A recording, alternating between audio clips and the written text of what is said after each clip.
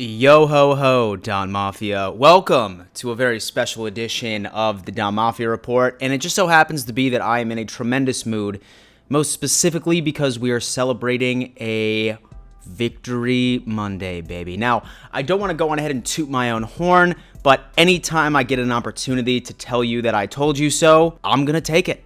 That's right, ladies and gentlemen, the Buffalo Bills handed the New York Jets their asses, right? Now, granted, we only ended up winning by 10 points, and I mean, you really can't get angry about, a garbage time touchdown at the end of the day, or maybe a couple of missteps by Josh Allen. All in all, the Buffalo Bills absolutely dominated just about every single facet of what occurred on that game. But at this point, ladies and gentlemen, I'm just preaching to the choir, and I figure what I should do today is sort of give you an overall report card of specific position groups and what I thought and my overall observations of what went down yesterday during the game. I mean, all in all, guys, we should be really thankful, and this is a tremendous step forward. Before I dive into it, I need to give a giant shout out to my most recent Patreon contributor. That is Jew-Man. He just joined our $20 tier. Thank you so much, dude. I really look forward to hosting you on our fan show within the next couple of weeks. Ladies and gentlemen, you all know the best way to support this channel is simply by smashing the out of that like button. But say you ever want to go the extra mile, Patreon is the way to do it, and you can find that link in my description. So without further ado, let's go on ahead and dive into this report card.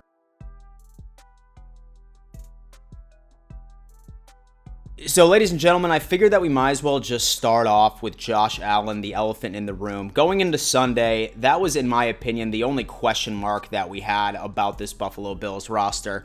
And I think that the tweet that I ended up sending out after the game concluded yesterday perfectly outlines how I felt. I mean, it was crazy to me that, when you scroll through Twitter or you scroll through some of the accounts from clear Josh Allen haters, the only thing that they would show was, either the fumbles or either a couple of overthrown balls in the end zone.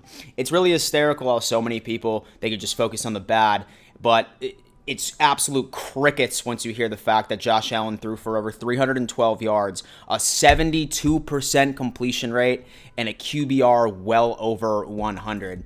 Things that Buffalo Bills fans and sports analysts have been clamoring for since Josh Allen ended up going into the league. And then it's funny, the second that he accomplishes that, they're just so desperate at this point that they need to find one little thing that he did wrong. Now, all in all, Josh Allen absolutely dominated yesterday. But let me tell you what really impressed me the most about Josh Allen was his overall presence in the pocket, right? Say that he didn't end up running the ball away or he didn't end up extending the play. It felt like Dude Man could have legitimately set up a picnic right in that pocket at that point. And that just goes to show you about how great our offensive line is, but we'll go on ahead and we'll talk about that later. But I mean, the dude is so poised. I can't tell you how many times he made defensive linemen miss when he was experiencing pressure. It was poetic just sort of watching him dance around the damn pocket and being able to make plays. I mean, he heavily utilized John Brown, and so he heavily utilized Stephon Diggs. It seems like the chemistry for the both of them are there. He hit Cole Beasley on a couple of great passes. And what Josh Allen demonstrated on Sunday is that, yes, he can be a passing quarterback. I mean, soon as when you see that throwing for over 300 yards and that over 100 QBR, and most importantly, the 72% completion rate, not bad for an inaccurate quarterback, am I right? And so all in all, it was great performance by Josh Allen. Now, don't get me wrong, I need to address the elephant in the room. I wasn't a fan of the fumbles, obviously. I think a lot of that has to do with the fact that Dable he really had to go on ahead and he had to utilize Allen's legs, especially if they wanted to, at any point, establish any type of control for the ground game. Because during my pregame, you guys knew that I said that the Jets' run defense is very, very good. And in my opinion, I think that Dable's only option to gain yards on the ground was using Josh Allen. And I mean, those two fumbles, obviously that's something that he does need to clean up. And then there was a couple of missed opportunities in the end zone, most specifically that overthrow to John Brown that could have been an easy touchdown. Now, one thing that makes me feel better about this is not only the stat line that Josh Allen put up, but you also need to understand that we did not have a single preseason game, and so the off-season workouts was an absolute joke. So at the end of the day, I almost look at week 1 like the Buffalo Bills' only preseason game, and we were just lucky enough to be able to go up against probably the worst team in the entire league. As far as a grade for Josh Allen is concerned, I'm going to have to give him a B+, just because I think that he needs to be able to finish in the red zone on a more consistent basis, and he needs to hold on to the pigskin.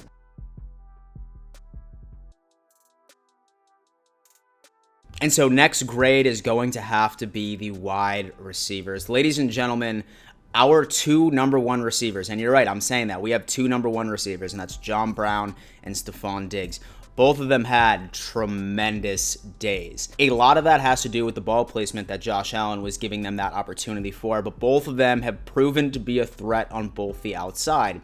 Now, you probably remember that I said that defenses were going to be obsessed with trying to cover Stefon Diggs and was going to leave a lot of opportunities out for John Brown, and that just so happened to be during the beginning of that first half of the game. John Brown was Josh Allen's favorite target. He targeted him regularly, and John Brown ended up making a lot of plays. And then he ended up switching over to Stefon Diggs during the second half once the Jets secondary was just like, holy what are we doing? We're leaving John Brown wide open, and hence Stefon Diggs ended up moving forward. I really like Stefon Diggs' leadership. I mean, you can even see, like, there was like a highlight when Josh Allen ended up like slightly missing Dawson Knox in the end zone. You could see Stefon Diggs pointing at Knox to Josh Allen. The guy loves being out there. He loves directing this offense. And I mean, realistically, at the end of the day, the Buffalo Bills needed to expose the Jets secondary because we all understand that it's very difficult to run against the Jets. So we needed to beat the Jets in the air, and that's exactly what the Buffalo Bills did. And a lot of that has to do with just the receivers that we ended up having out there, and John Brown and Stefon Diggs and Cole Beasley. All 3 of them took full advantage of a very, very, very weak secondary, and the Bills came out on top. As far as our receivers are concerned, I'm going to have to give our receivers an A+. Very little mistakes. They made plays, and they went on in.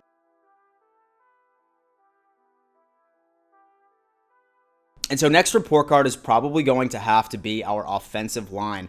Now, the Buffalo Bills were super quiet about what they were going to do with the right side of the offensive line, and we ended up getting our answer on Sunday. We indeed did end up moving Cody Ford over to right guard, and then Darrell Williams, the former Pro Bowler for the Carolina Panthers, ended up taking his spot from last year at right tackle. And ladies and gentlemen, you heard me talk about this at least a little bit. The Buffalo Bills offensive line did a very, very, very good job yesterday. I mean, I think Josh got sacked once, I want to say, but like there was so many plays. Like you look at the film, and so Josh legitimately could have plopped a chair and called his grandma and see how her day was before he had to like launch off a pass. Dude had so much time in that pocket, and they just did a fantastic job protecting him. So I mean, it really just has to show you that while you knew that I was nervous during the offseason, that we really didn't make a lot of moves to improve our offensive line, maybe besides the Darrell Williams, and then maybe a couple of other additions.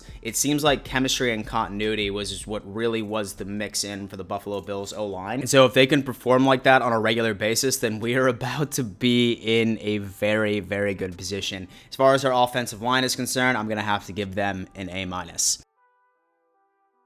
Overall defense, I mean, we all knew that our secondary was going to dominate the lackluster receiving core and overall skill position weapons from the New York Jets, and they really didn't disappoint. I mean, obviously, we had that pick from Matt Milano. We had several pass breakups. The Jets couldn't even get a first down, 3 3-and-outs in a row. And I mean, the secondary came to play. A lot of that had to do with our defensive line, who is consistently pressuring Darnold on a regular basis. Mario Addison, who you know I've been the biggest fan of ever since we ended up signing him, recorded his first sack. And the defensive line just made it very difficult for Darnold to be able to really make some plays. Let's put it that way. As far as our linebackers, I mean, right before all of them got hurt, it seems like on week 1, they were also doing fantastic in being able to contain Le'Veon Bell and their running game in general. The Jets really didn't do a lot against us, right? And the Jets really didn't do a lot against us on the ground.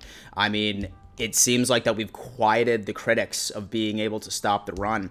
There was really only one play, and that was to Jamison Crowder, and it was based off of a missed tackle, and he ended up taking it to the house for 69 yards. But at the end of the day, our defense looks as dominant as it was in 2019.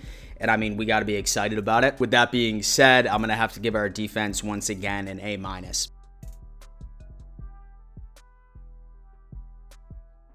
Last but not least, we need to talk about Tyler Bass. I'm not sure whether or not that you guys watched my live stream, but I streamed my entire reaction during the game yesterday. And there was one point when Bass missed that second field goal. I legitimately was just staring in the camera for what felt like 10 minutes. I was absolutely fucking shocked. We hear about this guy like absolutely dominating in college, and apparently he's dominating in training camp because he ended up booting Hoshka away and he became our number one. But I mean, he needs to more convincingly hit those field goals. I'm going to give Bass a break because that first missed field goal was clearly in. In fact, we should have had 3 more points on the final score just because of that. But that second one, you know, there's really no excuse. I mean, we hear that Bass does great on like the long term, but it just seems like those chip shots he was struggling with. Say that he were to get that one that should have counted, then he would have went 3 for 4, which I suppose is not a bad day, but we want to see our kicker go 100%. Like, we need like Hoshka back in his prime when he was first here in 2017. As far as Bass is concerned, I'm going to have to give him a C+. I mean, he connected regularly on the extra points, and like I said, truly he went 3 for 4 on field goals. So we really can't be too mad at the kid. Like I said, this is just something that we need to look at as a preseason game. So yeah, Dom Mafia, thank you so much for tuning in to yet another edition of the Dom Mafia Report, y'all. It feels so fucking good to be a winner, to win 1-0 when it matters most. And I'm really looking forward to week 2 against the Dolphins. Do keep in mind, I'm going to be doing my preview video on the Dolphins this coming Wednesday, and I have a whole bunch of other things lined up with collabs with Dolphins YouTubers, maybe an injury update as well. I know we have a lot to talk about with Tremaine Edmonds and Matt Milano. And besides that, guys, if you're new here, subscribe to this channel. You don't want to miss out. Smash the fuck out of that like button, and always remember, let's go Buffalo.